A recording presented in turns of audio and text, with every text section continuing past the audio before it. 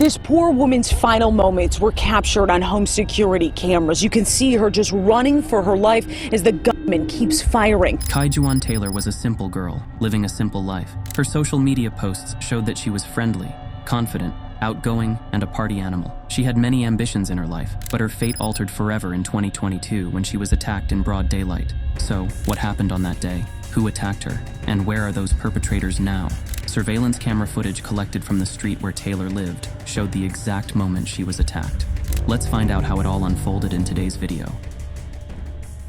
On Friday, August 26, 2022, Kaijuan Taylor was returning home to Highland Park, Michigan. She was only a few houses away from hers when she was attacked by two men who came riding a car. Let's see the security footage that captured the incident. Right in the middle of the day on Rhode Island Avenue near John R. in Highland Park. The video shows the blue SUV pulling up. A man quickly jumps out of the passenger side, firing shots at Kaijuan Taylor, who was just walking down the street. She screams, running into a backyard. The close behind keeps firing until Kaijuan is dead. Reportedly, Taylor walked this path every day to reach her home. She lives just a few houses down from where the shooting happened. It's a route she walks often. And by the looks of the video, the gunman knew who he was after. Police tell Fox 2 no one else was hurt in the barrage of gunfire, but an elderly woman's window was shot out. We talk with friends of Kaijuan, who says she's a good person and they can't understand who would do this. Michigan State Police took over the investigation. However, they couldn't immediately identify a motive or find a suspect. The footage was too grainy for the officers to identify anyone. As of July 2024, Kaijuan Taylor's case is still under investigation. The Michigan State Police still don't have a clue who fired at her. They have asked the residents of Highland Park to come forward with any information that could help them solve the case. Until then, her family members are praying for her departed soul and desperately hoping to bring her justice. This is not the first time a random gunfire incident has claimed someone's life. The number is growing in the United States every day, with Michigan creating a record with their count. The powerful message comes as the number of unsolved cases skyrockets nationwide. Nearly 185,000 violent crimes went unsolved from 1980 to 2019, and more than 19,000 of those cases were right here in Michigan. In Highland Park, the number of homicides nearly doubled this year. Highland Park police tell us in an average year, they investigate between 1 and 3 murders in their city. This year, there have already been 8 murders, leaving the need for help from the public even greater. In 2021, Highland Park resident Neve Christian lost her life to gun violence. Her family still couldn't find a sense of closure. Opening up about losing her daughter Nevea Christian to gun violence in Highland Park nearly 5 months ago, Felicia Tompkins recalls a doctor delivering the crushing news. Felicia tells us Nevea had a bright future. The 19-year-old was eager to pursue classes in nursing while running her own beauty business. But she says her murder at Rosa Parks and Grove has left the family feeling hopeless. Someone robbed Nevea in Detroit earlier that day. Her money and cell phone were stolen. These were important clues that Felicia shared with Highland Park detectives, hoping that they could find the perpetrator out if the two cases were related. I knew by her body language that my baby wasn't here anymore. And it's like, it was just like all a blur from there. I gave the detectives everything I could give them that was in my possession that I had. I barely sleep at night. I wake up the same time every night. I'm always up at 2:30 in the morning, from like 2:30 to 4:30, and that's the time frame that happened to my baby. 42-year-old Anthony Grimmett Jr. also lost his life in September 2021, though he was a victim of hit and run, but it definitely bumped up the death toll in Michigan in the last few years. Another family also living with heartbreak over an unsolved killing is that of 42-year-old Anthony Grimmett Jr., a street racing hit and run on March 22nd, captured on surveillance video near Hamilton and Louise. It shows the driver never stopping after striking Anthony. That's after the driver saw police and took off at a high rate of speed. It's 6 months now. I mean, they haven't called us and said we found a car or we, got some type of leads or tips. We haven't heard anything. We cry every night, every day. Anger. When I called Michigan State Police, they said they didn't have no clue of what I was talking about. 22-year-old Zambresia Works died in August 2022. Around 8 in the morning, On August 12th, her body was discovered in the back seat of an SUV on the 19,000 block of Stahelen Avenue in Detroit. She was pronounced dead at the scene. As Detroit's police chief holds a press conference to discuss the murder of Zambrisha Works, her mother can't believe she has lost a second child to gun violence. I feel like I couldn't keep my kids here long enough to see where they goes, and it makes you feel bad as a mother. I'm shocked because I know my daughter wouldn't have never been out hanging with him. So I figured they're not really telling me anything. Me knowing my child, she was also there with somebody and they ran into him, they knew him.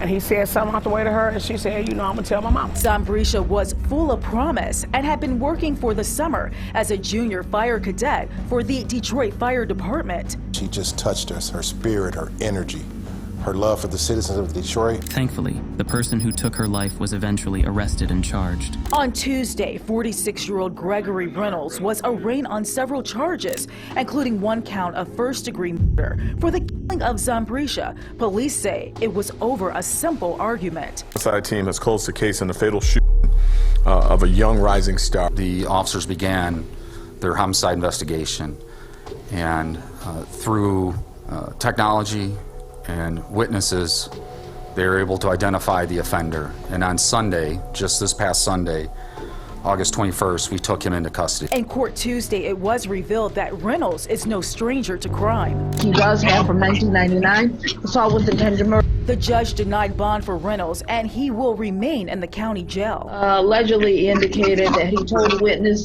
that he shot her because she was going to be calling her people on him, and allegedly he also said he had to finish it off. In 2022 alone, Michigan had 4 incidents of gun violence. In 2021, the last incident happened in Oxford High School, and students and teachers came to campus anxious and panicked. A student, Lydia Fraser, said, "I describe it as a feeling I never want to feel again, because me and the people around me were texting our loved ones saying, 'We're in a lockdown. We don't know what's happening. If anything happens, we love you,' just because we were expecting the worst case scenario." You can practice lockdowns as many times as you want, but you can never practice the emotions that you feel during that lockdown. In 2020, 46-year-old Monique Green was the target of 25 bullets, of which 11 directly hit her.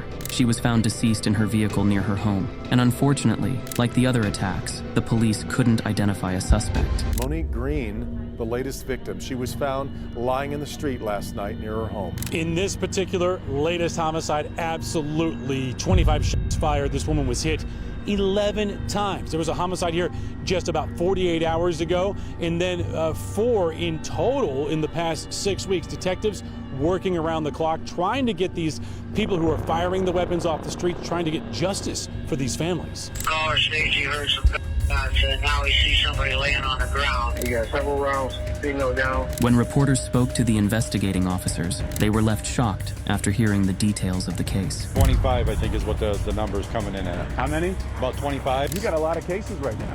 We take each case seriously, and they get 110% of our attention. So each one of them, each victim here is a family member, is a loved one of somebody. So we work these cases around the clock. We've been here since the inception of this one last night about 10 p.m., and nobody's gone home since. It was dark. No one saw the person who killed Monique Green. And only 2 days prior to this one, another similar incident had shocked the neighborhood when Yasser Boumelham lost his life at Gerald Street. Just 2 days ago, police say 19-year-old Yasser Boumelham from Redford was found shot to death in a car. Up until recently, there was just one homicide in Highland Park in all of 2020. Now, there have been 4 murders in about 6 weeks. 18-year-old Yasser Boumelham was shot to death on Gerald Street on September 14th. Investigators say the teenager last spoke to his mother around midnight before she went to work. Police found his body inside the family's car. His family asked for help from the locals and announced a reward. Today, his brother urged anyone with information to come forward. Do the right thing, speak up, and give the information so that this can be justified for his spirit, for our family. There's no justification. With nobody knowing what happened or why, we can't sleep. We can't have peace. We're restless.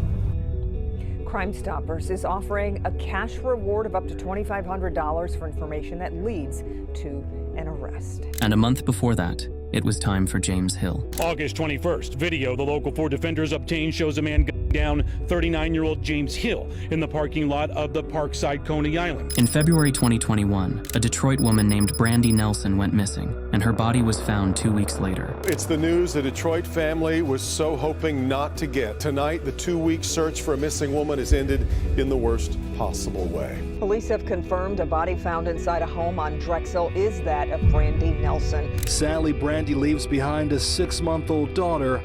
We're told her entire focus was taking care of her family. This is the nightmare that the family of Brandy Nelson feared the most. You can tell by the memorials that are here that this is a young woman that will truly be missed, but now her loved ones are frantic in their search for justice. Her family and friends were devastated after losing her. Her cousin spoke to the reporters and shared her grief. Definitely hurts my heart.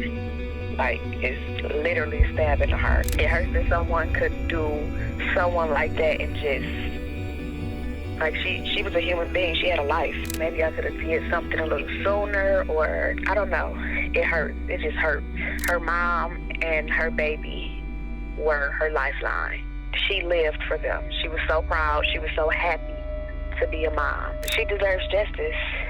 Period. All of these attacks were done discreetly, so nobody had a chance to see who did it. So, the officers were hoping to get help from the locals to get a lead on the attackers. Chief Coney here in Highland Park saying that's the key, because these homicides are happening with very few witnesses around, in the dark or on a dark street or in a parking lot in the very early morning hours. So if people can pick up the phone and anonymously lead them in the right direction, that will give them a huge boost. 4 recent murders, all tragic. What is the reason for this spike in homicides in Highland Park? Do you have what you need? I mean, if this is an uptick that you're seeing, do you have enough people? Oh, absolutely. Yes, absolutely. Are you concerned? We need the people to help us. It's like any other crime. If somebody hears something and say something, speak up. When the reporters reached out to the Highland Park police, they claimed that the Michigan State Police was helping them solve a few of these cases. They were also waiting for the forensic reports for a couple of cases. We don't have a suspect. We just got a bunch of leads. So we just found the leads that we have. And once we get all the information back, then we'll have a solid answer. Chief Kevin Coney says these cases remain top priority, and delays aren't based on shortage of resources nor lack of efforts. Despite crime increasing in Highland Park and nationwide, he's adamant work is being done 7 days a week towards tracking down those responsible. We are passionate about what we do. So it's not like we're not calling back, not like we don't care if it's 2 months or 2 days. We are doing our due diligence to find out who did any kind of crime. I mean, everything, murder, of course, is on our higher priority list. Most of these cases are still under investigation, and the families of these victims are hoping for a miracle so that they can finally find peace and bring justice to the deceased. What did you think of this case? Let us know in the comments below. Thanks for watching the video. Don't forget to like the video and subscribe to our channel.